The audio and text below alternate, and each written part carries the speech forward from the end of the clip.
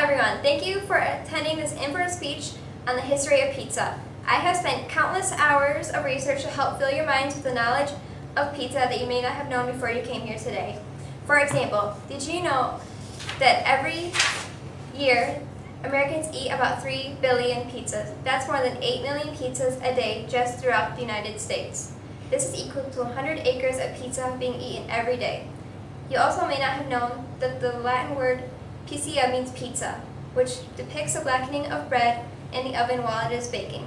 In this speech, I hope to inform you where pizza originated, when it made its way over to the United States, and how the art of making pizza has changed over time.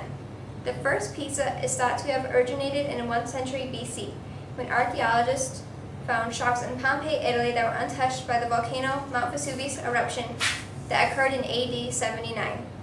The shops had tools that would be used in the process of making and selling pizzas. Less than 16 miles away from Pompeii is the city of Naples, Italy, where pizza grew in popularity and became famous. This is where Antica Pizzeria Portaba, the first ever official pizza place, is located. Antica Pizzeria Portaba was founded in 1738 and began selling pizzas in 1830. To cook their pizzas, Pizzeria Portaba has an oven that is lined with lava from the volcano Mount Vesuvius. When pizza first came out, its popular toppings were olive oil, spices, scented leaves, meat, and fruit. It wasn't until the late 1800s that tomatoes were actually used in the pizza making process as a topping and as pizza sauce because many people believed that tomatoes were poisonous. When Antica Pizzeria Portaba began selling pizzas, their most popular pizza was a Mustana Cola pizza, which was topped with lard, sheep milk, cheese, and basil. Across the ocean at the same time here in the United States, pizza was unheard of. Until 1905, when the first pizzeria, Lombardi's Pizza, opened up in New York City. Lombardi's Pizzeria was opened up by Italian immigrant Gennaro Lombardi and is still in business to this day after closing for a 10-year hiatus. When Lombardi's first began selling pizzas, customers could buy their pizzas for only 5 cents, which is a steal today considering Lombardi's now charges almost $18 just for their 14-inch pizza. In 1912, the U.S.'s second pizzeria opened up. An hour drive away from New York City is Trenton, New Jersey, where Papa's Tomato Pies opened for business. Papa's Tomato Pies, like Lombardi's pizzas, is also still open to this day. It wasn't until around the 40s and 50s that pizza actually became famous. By 1945, American soldiers were returning home from World War II. With them, they brought back stories of the foods they ate in Europe, and of those foods, one of them was pizza. Soon after this, Italian celebrities like Frank Sinatra and Joe DiMaggio started promoting pizzas. In 1957, pizza soon became a weekend favorite when families could buy them out of the frozen food section from their local grocery store. Pizza today has many very different appearances and tastes that are a little different and more exotic than the original Italian pizza some people have known and grown to love. An example of an exotic favorite is pizzas in Australia, where they prefer to top their pizzas with salmon, shrimp, kangaroo, emu, and even crocodile. In Scotland, a popular way of eating pizza is getting it deep fried and eating it with a side of fries. If you like your eggs sunny side up, then you probably enjoy a popular pizza that is enjoyed by people in France, where they put eggs on their pizza. The Sicilian pizza, which originated from Sicily, Italy, is also very popular. A Sicilian pizza is square-shaped pizza that often has onions, anchovies, tomatoes, herbs, and cheese on it, with the pizza sauce going on very last after all the toppings have been put on. Here in Michigan, we have a Detroit-style pizza. The Detroit-style pizza is like the Sicilian-style pizza, except the Detroit-style pizza is deep dish crust and is often baked twice, with pepperoni going on first, then cheese, then any other additional toppings, and the last topping to go on is marinara sauce or pizza sauce. In conclusion, I would like you to think about how far pizza has evolved and changed over the next time you bite into a delicious slice of pizza.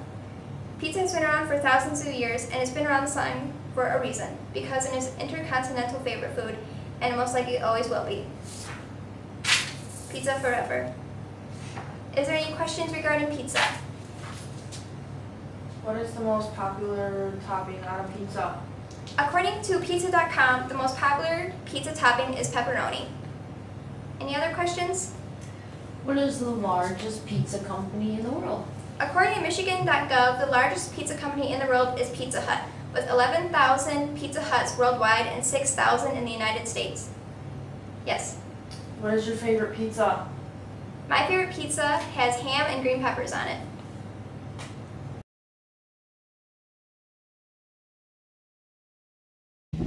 Today I'm at Farmhouse Pizza and we're going to learn how to make some pizzas. This is Courtney Fall. She owns Farmhouse Pizza and today she's going to show us how to make some pizzas. Let's get started. Alright, I think we'll make a small pizza.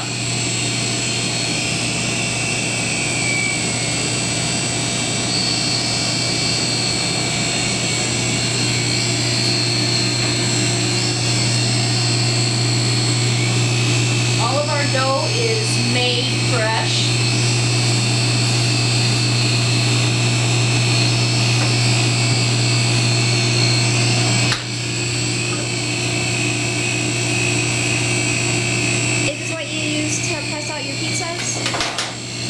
Yes. Sometimes we will hand toss them too. And that will require flour, pressing of the dough.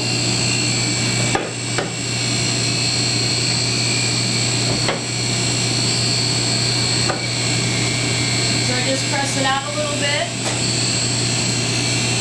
And I'll put it on a small screen. And this screen is about 10 inches round. Make sure my dough isn't underneath the screen, then it'll cook around it. This poking of the dough helps it from bubbling while it goes to the oven. Butter around the edges.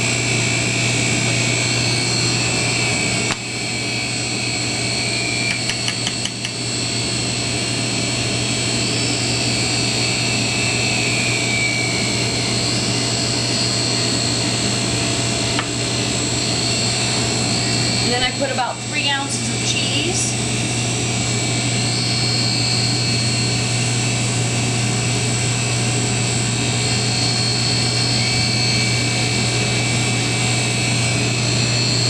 And this pizza, I think I'll make it half pepperoni and banana peppers. And the other half I'll make ham and green peppers. Sounds good.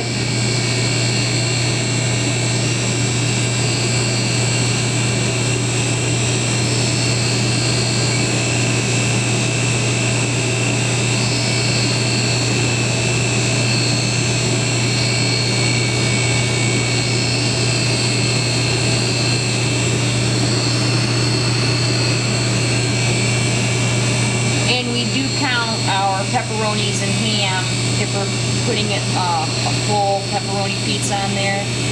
There is a limit of minimum of pepperonis that'll go on each size pizza. Make sure that the customers get a lot of toppings on there.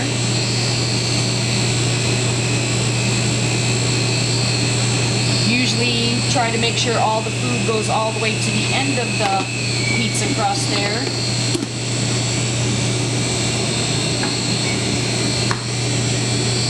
And then I sprinkle a little cheese on top to help hold everything down so when the customer's eating their pizza, the toppings will stay on the pizza and not fall onto their lap. And that's all we do for a pizza? That's all I do for my pizza. Seems pretty easy. I'll put it in the oven. My oven runs around 460, 470, and it takes about 6 minutes for it to go through the oven. Sounds good.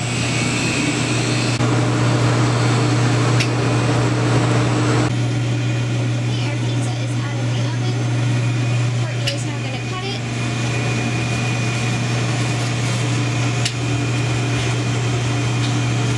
Our pizza didn't have any bubbles. What do you do when a pizza does have bubbles? If a pizza does have bubbles, we use this poker, and then we'll just poke the bubbles out. If we don't poke the bubbles out, it will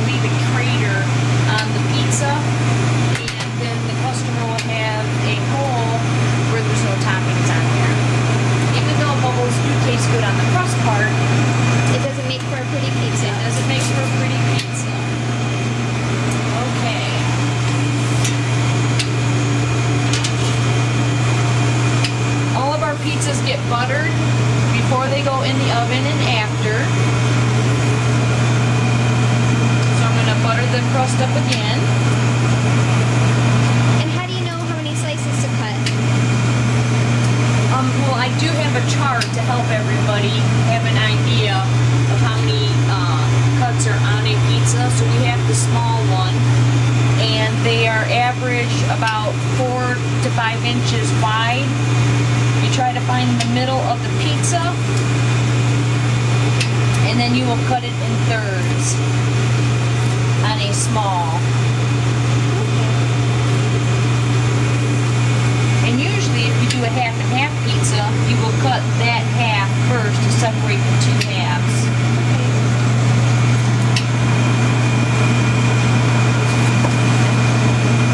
And then the pizza will go into the box.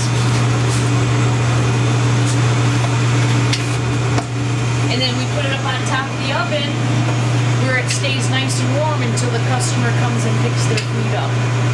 Okay, thank you. You're very welcome.